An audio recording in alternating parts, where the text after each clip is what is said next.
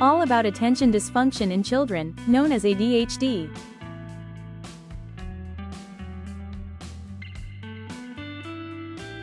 Attention Deficit Hyperactivity Disorder, or ADHD, is a neurodevelopmental disease, which usually begins during childhood. It could also last up to the adult ages for many patients. And if it does remain undiagnosed or untreated for a long time, some serious and catastrophic effects will appear on the person's academic, working and romantic lifestyle due to lots of misconceptions and abnormal behaviors.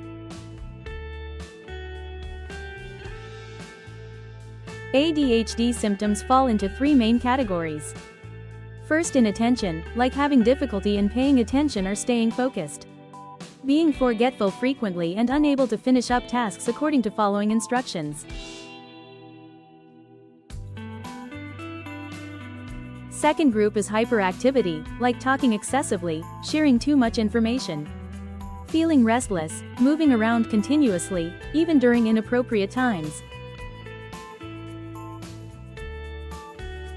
And finally, impulsivity, which means saying or doing something regardless of any positive or negative consequences. Also regarding available resources to sustain that decision.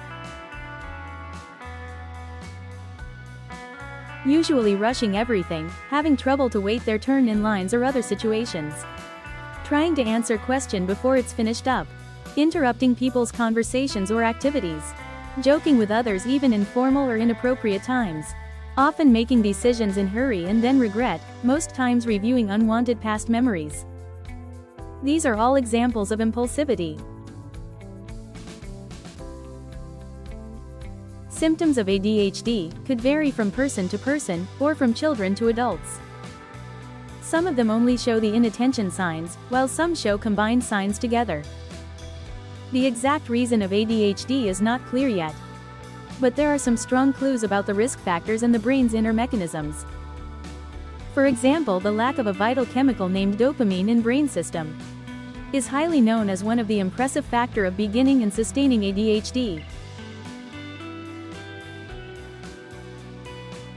There are some proven risk factors like exposure to environmental chemical threats during pregnancy or at very young ages, such as smoking, alcohol, lead, tobacco, premature birth, low birth weight or other pregnancy-related problems. Growing up in a high-tension environment, such as lots of conflict in family or experiencing mental trauma in childhood. And finally, parental mental health history. ADHD diagnosis both in children and adults could be a little more complicated than other mental disorders, because some symptoms of ADHD are in common with other mental problems, like bipolar or anxiety disorders.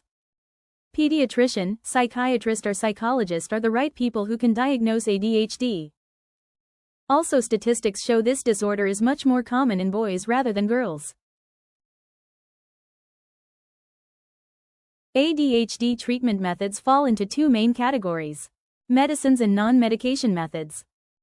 Effective and proven medicines in ADHD treatment process are stimulants, which could control hyperactivity, inattention and impulsivity signs together.